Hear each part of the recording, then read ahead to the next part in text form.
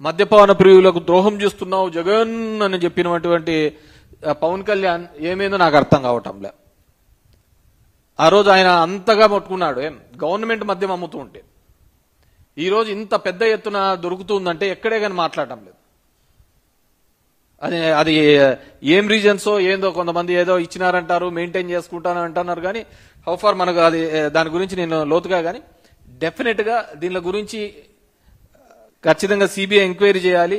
మా పార్టీ వాళ్ళని ఇరికించడం వల్ల మీరు తృప్తి పొందడమో, పేపర్లలో 4 కథనాలు వస్తున్నాయని దాని మీద మీరు బాధపడ్డమో కాకుండా, ఎవరైతే దీనిలో మూలాధారం ఉన్నారో అది ఎంతటి వారైనా వదిలిపెట్టమని మీరు అంత గట్టిగా చెప్తున్నారు. కాబట్టి డెఫినెట్ గా మీరు దీని మీద సిబిఐ ఎంక్వైరీ చేసేయండి ఖచ్చితంగా. అప్పుడు కానీ దీని మీద తేలదని చెప్పేసి కోరుకుంటున్నాను. ఎందుకంటే మీరు చేసేది మొదటి నుంచి కూడా బురద జల్లే రాజకీయమే. మా పార్టీ అతను రాజశేఖర రెడ్డి కావచ్చు, జగన్మోహన్ రెడ్డి కావచ్చు, మొండోడు కాబట్టి నిలబన్నారయ్యా. లేకుంటే మీరు చేసే పనులకు ఎవడైనా కానీ బిచ్చాన్ని ఎత్తుకొని పోవాల్సిందే. ఎన్టీఆర్ లాంటి వాళ్ళే మీరు నాశనం చేసి పెట్టరే. స్త్రీలోలుడని, లక్ష్మీభారతుడని, అది ఇది అని చెప్పేసి ఏమేమో చెప్పి కథనాలు చెప్పేసి ఇదే పేపర్లలో వచ్చినట్టువే కదా, ఇదే కథనాలు వచ్చినట్టు కదా. ఏమిటి ఇప్పుడు సోషల్ మీడియా అనే ప్లాట్ఫాము, ఇంకొక మల్టిపుల్ మీడియా ఉన్నాయి కాబట్టి సరిపోయింది. కానీ లేకుంటే ఇలాగే కదా అందరినీ నాశనం చేసేది. కాబట్టి మీ లైబ్రరీ ఏందో, మీరు ఈ విధంగా ఏ విధంగా కట్టుకథలు అల్లి ప్రజల్ని మోసంగా చేయాలనే ప్రయత్నం అప్పుడు చేస్తున్నారు, ఇప్పుడు చేస్తున్నారు. You are successful in that. ప్రజల్ని ఏ విధంగా మోసం చేయాలి, మ్యానిపులేట్ చేయాలి, వీటిలో మీకు మించినోడు లేనే లేడు. ఖచ్చితంగా దాంట్లో అన్ని డిగ్రీలు మీకే ఇస్తారు. కానీ ఇది ప్రాణాలకు సంబంధించిన విషయం, పేద ప్రజల ప్రాణాలకు సంబంధించిన విషయం. మీరు అంటున్న బార్ కోడింగ్ ప్రతి ఒక్కరి దగ్గర పనిచేయదు, అందరి దగ్గర ఫోన్ పే ఉండదు.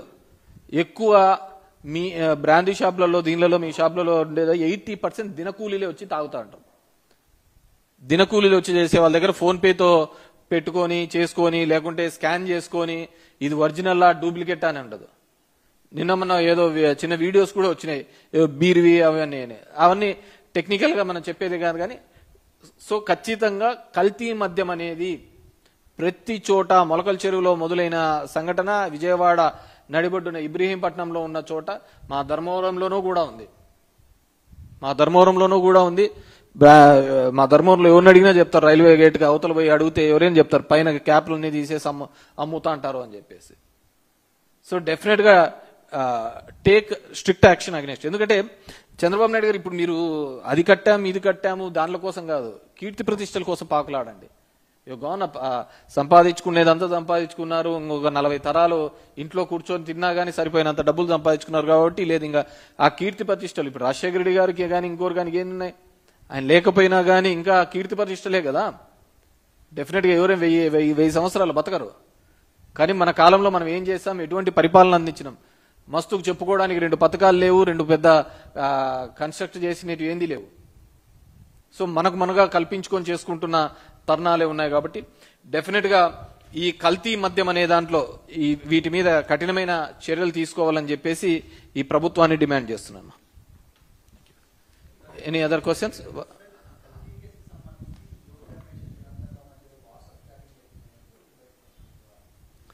అవును, ఎవరో అంటున్నారు.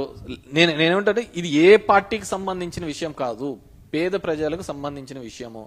ఖచ్చితంగా ఇక్కడున్న ప్రభుత్వంలో నేను చెప్పిన ఇవన్నీ ఉన్నాయి, ల్యాప్సెస్ ఉన్నాయి. ఈ ఇన్వెస్టిగేషన్ ఎలా జనార్దన్ రావు అనే అతను వస్తాడు, వచ్చిన అతను సిట్టుకు వచ్చిన తర్వాత వీడియో ఎలా రిలీజ్ చేస్తాడు, వీడియో రిలీజ్ చేయాల్సిన అవసరం ఏముంది, రిలీజ్ చేసిన వాళ్ళు ఎవరు, ఎందుకు చేయాల్సి వచ్చింది, నువ్వు కాన్ఫిడెన్షియల్గా ఉంటే ఈ డాక్యుమెంట్స్ అన్ని కూడా కోర్టుకు సబ్మిట్ చేయి.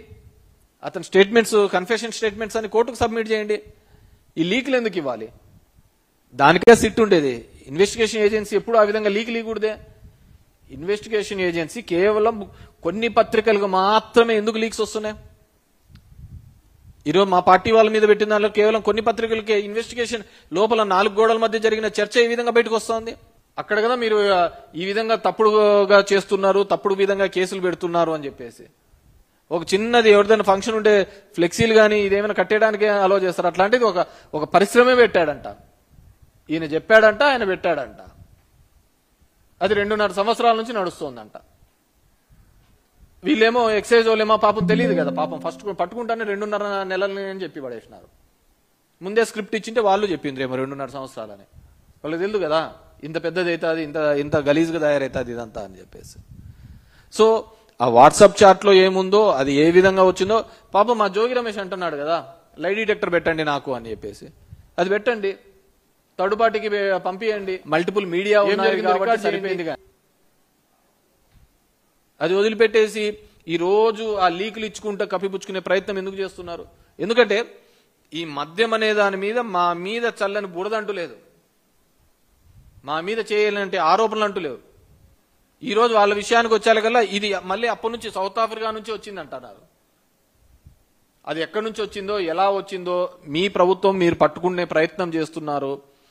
కప్పిపుచ్చుకునే ప్రయత్నం చేయకుండా దోషులు పట్టుకోవాలని చెప్పేసి కోరుతున్నాను. డెఫినెట్ గా నేను ముందే చెప్పాను, వైఎస్ఆర్సీపీ వాళ్ళు డెఫినెట్ గా ఈ 5 సంవత్సరాల్లో మినిమం ఒక 10 కేసులన్నా అందరికీ ఉండాలా. అది ఒక క్వాలిఫై రౌండ్ ఉంటుంది చూసినావు మామూలుగా ఒలింపిక్స్ కి దీనిలో, అట్లా క్వాలిఫై రౌండ్ అనమాట. ఇవన్నీ ఎవరైతే యాక్టివ్ గా ఉంటున్నారు అనే వాళ్ళ మీద మినిమం ఈ కేసుల పరంపర అనేది జరుగుతూనే ఉంటుంది. దట్స్ నాట్ పెద్ద సీరియస్ గా తీసుకోవాలి. వి గాట్ ఇమ్యూన్ అంతే, మాకు కేసులకు దీనిలోకి ఆలోచించే ప్రసక్తి లేదు.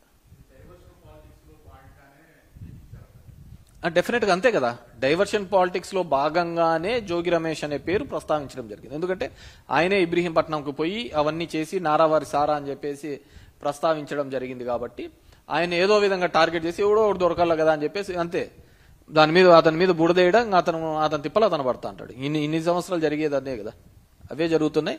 ఆ పేపర్లు అలాగే బతుకుతున్నాయి.